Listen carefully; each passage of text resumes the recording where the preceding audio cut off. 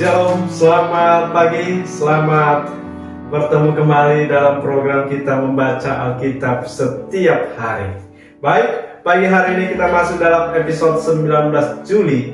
Saya terus mengajak kita Bapak dan Ibu, mari kita ikuti terus pembacaan Alkitab kita. Mari kita terus membaca Alkitab, amin. Kita latih diri kita untuk bisa terus setiap hari membaca Alkitab. Baik, pagi hari ini sebelum kita lanjutkan, saya undang kita mari berdoa bersama. Bapak yang baik, terima kasih untuk pagi hari ini, hari yang baru bagi kami. Kami percaya hari ini ada firman Tuhan yang memberkati kami, dan biarlah Roh Kudus memimpin firman-Mu. Di dalam Yesus Kristus kami berdoa, haleluya, amin.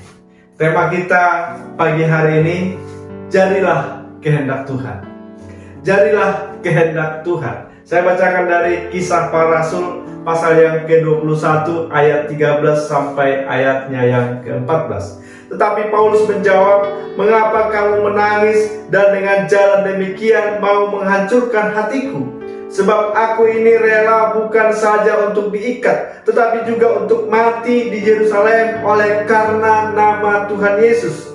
Karena ia tidak mau menerima nasihat kami menyerah dan berkata, jadilah kehendak Tuhan." Bapak Ibu yang dikasihi Tuhan, murid-murid orang-orang percaya melarang Paulus ke Yerusalem karena memang Roh Kudus memberitahukan kepada mereka bahwa Paulus akan menderita aniaya di Yerusalem.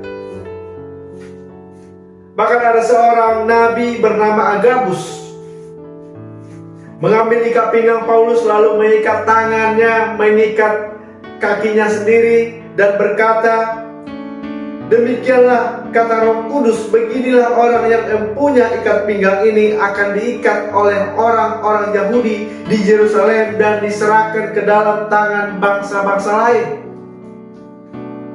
Bukan saja orang-orang di daerah itu yang melarang Paulus untuk pergi, tetapi juga murid-murid dan bahkan teman-teman seperjalanan Paulus juga melarang Paulus untuk pergi ke Yerusalem.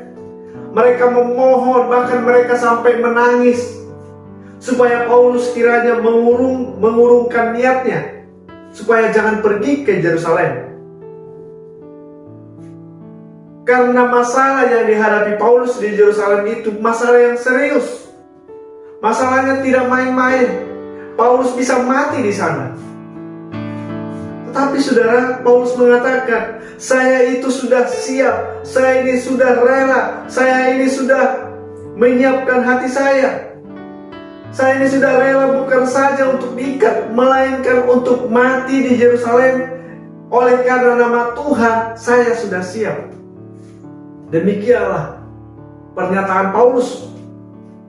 Tapi saudara, yang menjadi pertanyaan kita, mengapa Paulus bersikeras harus pergi? Mengapa Paulus yang tahu ancaman sudah dekat, kenapa dia harus pergi ke Yerusalem? Bukankah dia bisa pergi ke tempat lain untuk memberitakan nama Tuhan? Saudara yang kasih Tuhan, Paulus tahu, ini poin yang pertama saudara, mengapa Paulus bersikeras harus pergi? Karena Paulus tahu bahwa dirinya sudah ditetapkan untuk menderita karena Injil. Jadi Paulus ini berserah kepada kehendak Tuhan. Di dalam Kisah Para Rasul pasal yang ke-9 ayat 15 sampai 16, ini kisah ketika Paulus sudah menerima Tuhan Yesus. Ketika Paulus bertemu dengan Tuhan Yesus, ayat 15 dikatakan, "Tetapi firman Tuhan kepadanya, pergilah, sebab orang ini adalah alat pilihan bagiku untuk memberitakan namaku kepada bangsa-bangsa lain, serta raja-raja dan orang-orang Israel. Aku sendiri akan menunjukkan kepadanya betapa banyak penderitaan yang harus ia tanggung oleh karena namaku." Dari awal pertobatan Paulus sudah tahu bahwa dia akan banyak menderita aniaya. Dia akan tidak mudah diterima baik di kalangan orang Yahudi, bahkan di kalangan orang percaya sekalipun. Paulus sudah tahu, sudah siap akan hal itu. Inilah yang membuat Paulus tidak gentar. Makanya Paulus bisa mengatakan, bagiku hidup adalah Kristus, mati adalah keuntungan. Yang kedua saudara, mengapa Paulus bersikeras harus pergi? Paulus tahu bahwa air mata sahabat-sahabatnya karena kasihnya kepada Paulus. Tetapi Paulus mengatakan, aku ini rela. Bukan saja untuk diikat, tetapi untuk mati pun saya sudah rela demi nama Tuhan. Untuk membela pekerjaan Tuhan. Saudaraku yang kasih Tuhan, kalau kita mendengar anak-anak Tuhan dianiaya oleh karena nama Tuhan, itu bukan berita duka cita, amin. Itu bukan berita kabar buruk, tetapi itu adalah sukacita karena nama Tuhan, ya, karena pekerjaan Tuhan. Karena sebetulnya kita anak-anak Tuhan, kita orang-orang yang percaya kepada Tuhan. Alkitab juga sudah mengingatkan kita bahwa kita ini bagaikan domba di tengah-tengah serigala. Jadi kalau kita ini menderita aniaya, itu saudara sudah menjadi bagian orang-orang yang percaya. Tetapi saudaraku, Tuhan ada bersama dengan kita. Tuhan akan memberikan damai sejahtera kepada kita, bahkan di tengah serigala pun. Makanya saudara, kita harus dekat dengan Tuhan. Kita harus dekat dengan Allah kita. Kita harus selalu bersama dengan Tuhan. Kalau tidak saudara, di luar Tuhan kita akan jatuh juga. Kita tidak akan mampu menghadapi masalah-masalah yang datang. Kita tidak akan kuat saudara. Tetapi Tuhan Yesus berjanji akan memberikan Roh Kudus. Roh Kudus yang menolong kita, memberikan kita arahan, memberikan kita tuntunan, memberikan kita kekuatan. Sehingga apapun yang terjadi di depan, kita bisa berkata, jadilah kehendak-Mu Tuhan. Dan dialah kehendak Tuhan yang terjadi. Amin. Kita boleh berkehendak, kita boleh meminta sesuatu, kita boleh memohon sesuatu kepada Tuhan. Tetapi biarlah kehendak Tuhan yang jadi. Yang ketiga saudara, kenapa Paulus bersikeras harus pergi? Karena Paulus juga tahu bahwa Allah itu Allah yang bijaksana. Amin. Allah tahu membuat segala sesuatu bekerja demi kebaikan.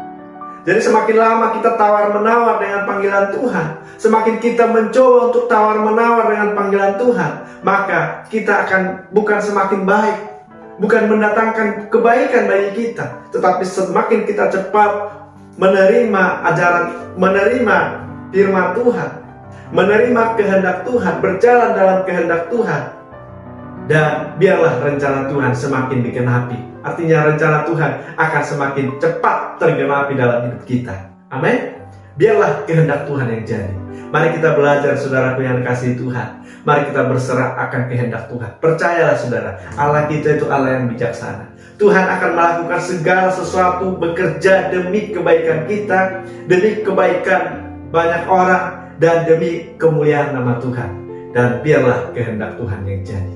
Demikian renungan kita pagi hari ini, kiranya memberkati kita, dan mari kita berdoa. Terima kasih Tuhan buat firman Tuhan yang sudah kami dengarkan pagi hari ini. Terima kasih buat renungan kami. Biarlah Tuhan memberkati, kiranya renungan ini menguatkan iman kami untuk kami boleh berserah kepada kehendak Tuhan. Terpujilah Allah kami di dalam Yesus Kristus, kami berdoa, haleluya, amin. Selamat pagi, selamat beraktivitas, Tuhan Yesus memberkati kita. Shalom.